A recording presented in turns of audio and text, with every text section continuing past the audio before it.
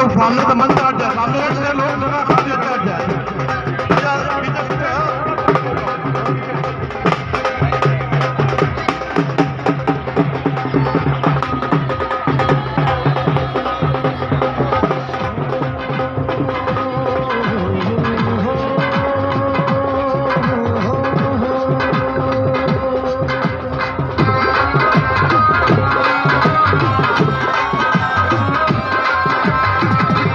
छतरी तो उठ गई,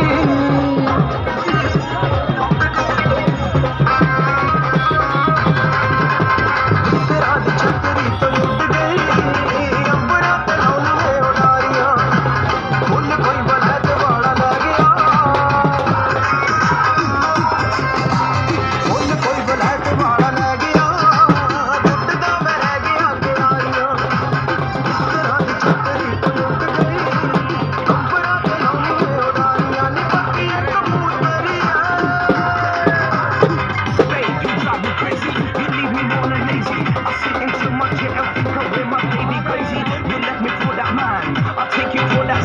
I wanna baby, baby, boy, I bitch, so come again.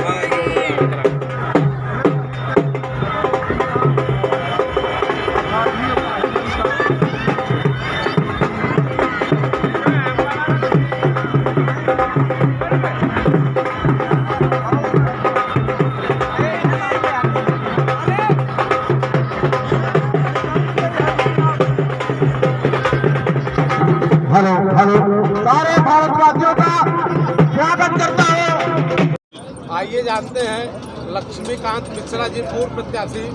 इनकी उम्र लगभग 68 की है और ये भारत जोड़ो यात्रा में शामिल हुए हैं। इनका अनुभव क्या है? क्या जानना चाहते हैं? प्रश्न पूछिए रे।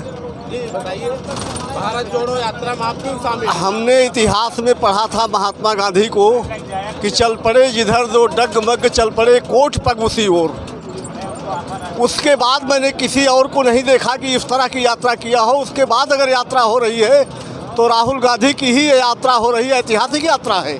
अभी तक कोई भी नेता, कोई भी व्यक्ति हिंदुस्तान की धरती पर कश्मीर से लेकर कन्याकुमारी से लेकर कश्मीर तक पदयात्रा लगातार नहीं किया है। इसलिए महात्मा गांधी ने यह महसूस किया कि कांग्रेस को जनता के बीच ले जाना है। उसी के आधार पर हमारे नेता राहुल गांधी जब यह देख रहे हैं कि सारा का सारा मीडिया हाईजैक है, हमारी लोकतांत्रिक संस्थाएं सब डिफंक्ट हो गई हैं, सरकार ने हाईजैक कर लिया है। ऐसे में हम अपनी बात जनता तक पहुंचावे कैसे? आपने पूछा संसद चलने नहीं दे रहे हैं, संसद में कभी बात नहीं करने दे रहे हैं, सड़क पर कोई बात नहीं करने दे रहे हैं, मीडिया इनकी बात को उठा नहीं रहा है, हर मीडिया साइलेंट है, इसलिए को पूंजीपतियों के चंगुल में है। तो अपनी बात कहने के लिए हमारे नेता राहुल गांधी सीधे जनता के बीच में गए हैं और जनता का उनका सीधा तारतम्य हो रहा है कन्याकुमारी से कश्मीर तक। और जिधर जा रहे हैं आपने खुद देखा होगा कि जनसैलाब उमड़ रहा है उनके समर्थन में। जो महात्मा गांधी के समय में कहा गया था कि चल पड़े जिधर तो डगमग चल पड़े कोट पर घुसी ओर, हमने अपनी आंखों से देखा कि करोड़ों लाखों लोग उनकी यात्रा में हाथ हिलाते हुए उनको समर्थन देने के लिए तैयार हैं।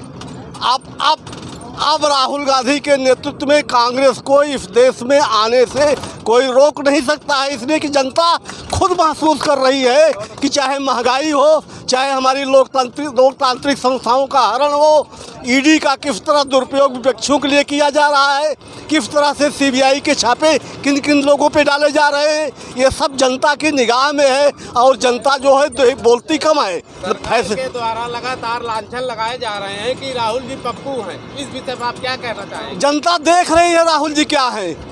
पप्पू बनाने के लिए हजारों करोड़ रुपया भाजपा सरकार ने अपने मीडिया के माध्यम से खर्च किया है और इसकी यात्रा में उनके वो हजारों करोड़ रुपए बर्बाद हो गए। जनता, पूरी देश की जनता, पूरा विश्व कह रहा है कि राजीव गांधी जैसा नेता कोई न हुआ न कोई होगा। जानना चाहेंगे, कन्याकुमारी से जब चले थे राहुल जी, सरकार ये कह रही थी कि ज़्यादा से ज़्यादा 15 से 20 किलोमीटर मुश्किल हो जाएगा इनको सफ़र तय करना। तो आज कन्याकुमारी से लेकर के यूपी तक राहुल जी आए, इस विषय में आप क्या कहना चाहेंगे? ऐसा है तो क्या नसीहत देना चाहेंगे? एक चीज़ आप जानिए, वो नेहरू परिवार है, पंडित मोतीलाल नेहरू का, पंडित जवाहरलाल नेहरू का परिवार है। जवाहरलाल 14 बरस लगातार जेल में रहे हैं आज़ादी की लड़ाई के दौरान, मामूली बात नहीं है। देश को आज़ाद कराने के लिए कहा जाता था कि फूलों की सेज छोड़ के धाये जवाहरलाल, और जवाहरलाल 14 साल जेल में रहे हैं।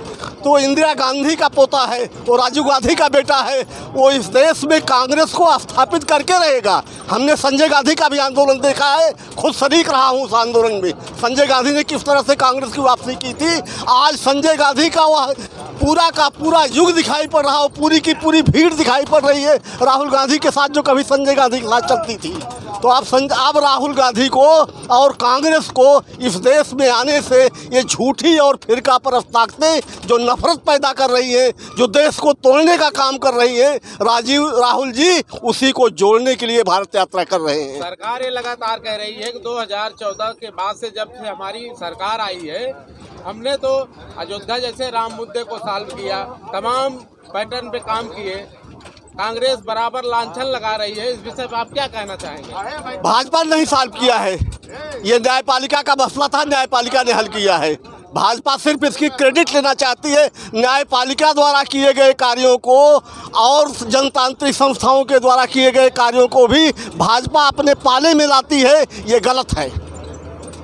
ये न्यायपालिका का काम है, सरकार का काम नहीं है। क्या सरकार कह सकती है कि उसने न्यायपालिका से फैसला करवाया है राम मंदिर के पक्ष में? है हिम्मत कहने की?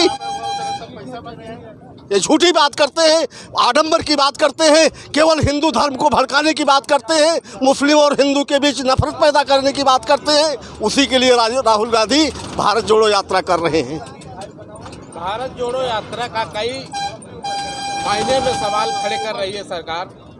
जैसे बराबर सरकार की तरफ से ये कहे जा रहे हैं, ये बात रखी जा रही है कि सुरक्षा बल के घेरे में राहुल गांधी तमाम वो दायरा तोड़ रहे हैं जिसके जिम्मेदार हम नहीं हैं। अगर कोई अप्रिय घटना होती तमाम प्रांतों में भाजपा की सरकारें हैं और जहाँ जहाँ भाजपा की सरकारें हैं, प्रशासन के निर्देश पर इनकी जो पुलिस फोर्स है वो हमारे सुरक्षा को डिस्टर्ब करती है। राहुल गांधी कहीं से भी सुरक्षा को नहीं तोड़ रहे हैं, ये राहुल गांधी की सुरक्षा करने में व्यवधान पैदा कर रहे हैं। और जनता और राहुल गांधी के बीच जो संवाद वो करना चाहते हैं, जिस मकसद को लेके वो निकले हैं, उसको ये रोकना चाहती है और हमारे नेता रुकेंगे नहीं। सुरक्षा के नाम पर सरकार जो चाहे सो नहीं कर सकती। सुरक्षा करना सरकार का काम है, नेता का काम है, वो अपना काम करेगा। अपना काम जब नेता कर रहा है तो उसके काम में सरकार अगर सुरक्षा नहीं दे पा रही है तो ये सरकार की नाकामयाबी है, राहुल गांधी की नाकामयाबी नहीं है, न वो सुरक्षा घेरे को तोड़ रहे हैं। सरकार के द्वारा, स्वास्थ्य मंत्री के द्वारा आपको ये नसीहत दी गई कि आप कोविड-19 का फॉलो करिए। आप इस विषय पे अपनी भारत जोड़ो यात्रा निकाले हैं, क्या आप इस विषय पे फॉलो कर रहे हैं? जब जब सरकार संकट में होती है तब तब कोरोना आती है। कोरोना कोई बहाना नहीं है, कोरोना बीमारी है। कहीं आया? कहीं नहीं। चाइना में तो लगातार दिखा रहे हैं। चाइना से भारत का क्या मतलब? चाइना से भारत सरकार का संबंध है। हमारी जो वर्तमान सरकार है ये चाइना से इसका संबंध है। ये जो मुद्दे खुद नहीं उठा पाती, हमको हमारा नुकसान करने के लिए जो खुद नहीं उठा पाती, उसके लिए चाइना की आन लेती है। और सरकार तो प्रॉपर कहती है हमने तो नोटबंदी जैसे कार्य की है। इसमें नोटबंदी कार्य नहीं है, नोटबंदी तो एक गिरोहबंद की लूट है। सरकार की ये लूट है, इसने गरीबों को लूट लिया और अमीरों की तिजोरी भर दिया। नोटबंदी से बड़ा घोटाला, वित्तीय घोटाला इस धरती पर कभी हुआ ही नहीं है।